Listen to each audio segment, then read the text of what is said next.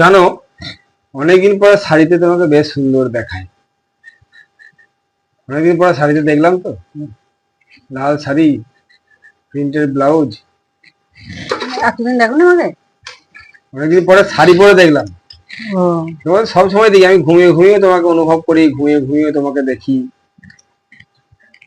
তারপরে যে যে যাকে ভালোবাসে না, তাকে সব সময়তেই ফিল করে। নাটকটা শুনুন আপনারা, নাটক যাকে বলে। ঠিক আছে, তোমার যদি মনে হয় নাটক, আরে নাটক করে হলেও তো ভালোবাসি। হ্যাঁ, ভালো তো বাসি, সেটা নাটক করেই হোক আর মানে বাস্তবেই হোক, ভালো তো বাসি। ভালোবাসার তো একটাই। ভিডিওটা একবার পজ করো। আপনারাই বলুন তো, আমি ঠিক বললাম না ভুল বললাম?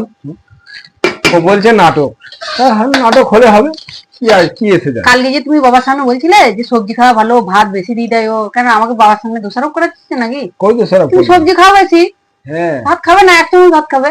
এক চামচ ভাত খেলে বাঁচবো না তো। তুমি মনে করো ভাত খেলি বলে আমার গায়ে শক্তি হবে, তাগত হবে।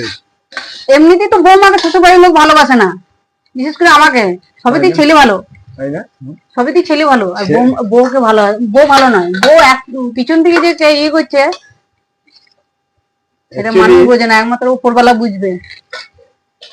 যারা মঞ্চে অভিনয় করে, ঠিক আছে, সেই অভিনেতাকে সবাই দেখে, কিন্তু অভিনেতার পিছনে যে থাকে মাস্টারমশাই বা একজন পরিচালক, সেই পরিচালককে কিন্তু কেউ দেখে না। তো আমি যদি অভিনেতা হই, তুমি হলে পরিচালক, আর বাকি যারা বলে ছেলে ভালো, অমুক ভালো, তমুক ভালো, তারা হচ্ছে দর্শক। দর্শকের কথায় তো পরিচালকদের রাগ করলে হবে না। সেদিনে হাওড়া শরৎ সদনে যে নাটক দেখতে গেছিলাম, হ্যাঁ ঠিক বলেছো এটা। তাই না?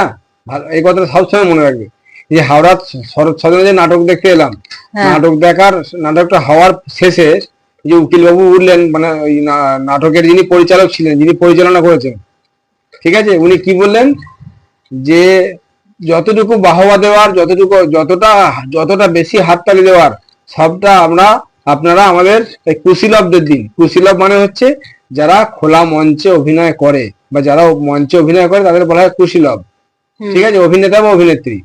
আর আপনারা যদি বলে কেন কুশীলব, ওটা সাধু ভাষায় বলা হয় কুশীলব, ঠিক আছে।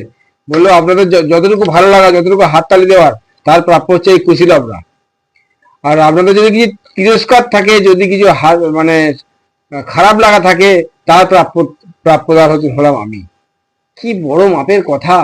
হ্যাঁ, বলে এই অভিনয়ের মধ্যে যদি কিছু খারাপ থাকে, যদি কিছু ভুল ত্রুটি থাকে, তার প্রাপ্যদার আমি। আর যদি কিছু ভালো থাকে, যদি আপনাদের দেওয়া হাততালি থাকে, তার প্রাপ্যদার হচ্ছে আমাদের কুশীলবরা। এইটা সবসময় মাথায় রাখবে। এখানে কি বোঝাতে চাইলে? মানে এখানে বোঝাতে চাইলেন, উনি বোঝাতে চাইলেন যে ওনার পরিচালনার জন্যই কিন্তু কুশীলবরা অত সুন্দর অভিনয়, নিখুঁত ভাবে অভিনয়টা করে গেছেন। ঠিক আছে, অভিনয় নিখুঁত ভাবে করে গেছেন ওনার পরিচালনার জন্যই। উনি নিজে ক্রেডিটটা নিলেন না। যারা বোঝার তারা কিন্তু এখানে বুঝে নেবে, ঠিক আছে। সবাই তো জানে যে দেখো, একটা বই যখন তৈরি হয়, একজন যে বইটা তৈরি করে, একজন লেখকের তো ক্রেডিট থাকেই, যে লেখক, তারই তো লেখা বই। তার পাশাপাশি যে বইটা তৈরি করছে, যে প্রচ্ছদ আঁকছে, যে প্রেসে কাজ করছে, যে বইটা বাইন্ডিং করছে, তাই না, তাদেরও তো ক্রেডিট একটা থাকে। এই হচ্ছে ব্যাপার। সুতরাং কে কি বললো না, এদিকে কান দেবে না। তুমি যেমন আমার মানে উপরে ওঠার মই বা সিঁড়ির মতো আছো, সেইভাবেই থেকে যাবে।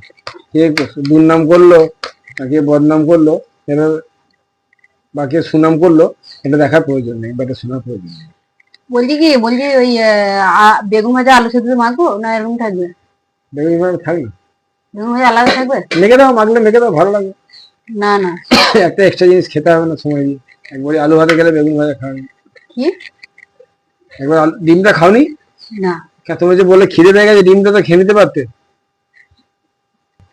সেই সকাল থেকে ডিমটা এখানে তুমি রেখে দিয়েছো। হ্যাঁ, আমি দুটো ডিম খেয়ে চলে গেলাম, তুমি ডিমটা খাওনি। বাহ বাহ বাহ রে বাহ, খুব খিদে পেয়ে গেছে বন্ধুরা, প্রচুর খিদে পেয়ে গেছে। খিদে পেয়ে গেছে তোমার?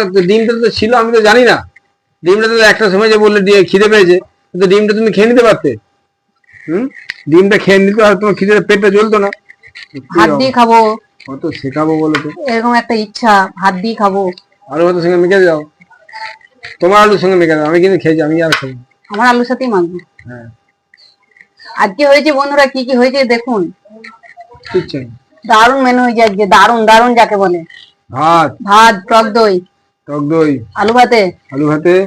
এটা সে কালকে তরকারি। হ্যাঁ হ্যাঁ হ্যাঁ, কালকে তরকারি করেছো, দাও দাও দাও। এটা আমার ডিম সেদ্ধ। তো তোমার ডিম সেদ্ধ। তারপর হচ্ছে এই দেখুন বেগুন ভাজা, শাক আছে, বেগুন ভাজা, শাক আছে। জানেন তো? আর এদিকে হচ্ছে ডাল, টক দই আছে বলে টক ডাল করে নি, টমেটো দিয়ে পেঁয়াজ দিয়ে বাহ, ডাল। বাহ, বাহ। দাও দাও দাও দাও, তাদের দাও খাই। ভাতটা দেখেছো? ভাত ভাত তো রোজ যা দাও, আজকেও তাই দিয়েছে। রোজ যা ভাত দাও, আজকেও তাই ভাত দিয়েছে, দেখা দেখে কিছু বলতে। কম হয়েছে না বেশি হয়েছে? হুম, ঠিকই আছে। আমার ভাতটা বেশি নিয়েছি। আজকে এনফিল্ডের শোরুমের পাশ দিয়ে এলাম, বুঝলে, কাঁচের ভেতরে এনফিল্ড গুলো সাজানো হয়েছে। ও, দিয়ে এনফিল্ড কিনবে ভাবছো? না, এনফিল্ড কিনতে পারো, বন্ধুরা যদি কোনদিন ভালোবাসা দেয় সেদিন কিনবো। ও, যদি কখনো কপালে থাকে হবে। আজকে অনেক রকম মেনু হয়ে গেছে তো বন্ধুরা। আলু, ডিম, বেগুন ভাজা, শাক, ডাল, এই তরকারি। ও বাবা, তো খাও খাও খাও, সাক্ষাৎ অন্নপূর্ণা গো তুমি, বাপ রে বাপ। শাকটা কিন্তু দারুণ হয়েছে মনে হচ্ছে।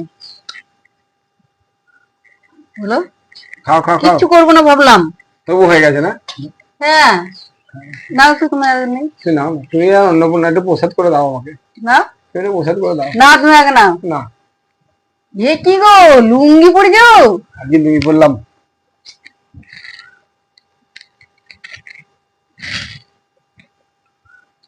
লুঙ্গি পরে যে দেখুন, জামাই খেতে বসেছে লুঙ্গি পরে। শাক দিয়ে খাওয়াটা জাস্ট জমে যাবে। আমি ভেবেছিলাম। হুম, দারুণ হয়েছে। গোটা শুদ্ধ, গোড়া সমেত নোটে শাক চাষি ভাই দিয়েছে। হুম থ্যাংক ইউ চাষি ভাই। হুম, চিমা দা দুদিন ছুটি করেছে। তুমি খাও, তুমি খাও, দাও। বন্ধুরা, এবার আলুটা দিয়ে আমার এই ডিমটা মাখবো। তুমি একটু ডিম নেবে না কি ভাবছো? না নাও না একটু, না না নাও না, না, আধখানাটা নিয়ে নাও। আমি নেবো না ডিম। তাহলে আজকে তো ডিম ভাজা কিছু হয়নি, তোমার খাওয়া হবে তো? হ্যাঁ, ডাল আলু আছে, ওই হ্যাঁ? তরকারি আছে, দই আছে, জীবনে আবার কি চাই? খিদে লাগে একটা তরকারি, বুঝলে। ও, তাহলে ওর নেবে না বুঝকে, আমি একা গোটাটাই খাবো। মানুষের জীবনে ওই যে সকালে দুটো খেয়েছি। আহ এইটা এইটা বন্ধুরা, আপনারা কে কে পছন্দ করেন বলুন। আর তো দারুণ লাগে। আবার একটা লঙ্কা মেখে নিলাম, সব খাবার জাস্ট জমে যাবে। আর সাথে বেগুন ভাজা, ডাল। বেগুন ভাজাটা কিন্তু দারুণ হয়েছে, দারুণ বেগুন ভাজা। যে থালাটাকে সুন্দর করে খাবো, কিন্তু এদিকে একটা আইটেম থাকলে হয়, অনেক রকম আইটেম হয়ে গেছে।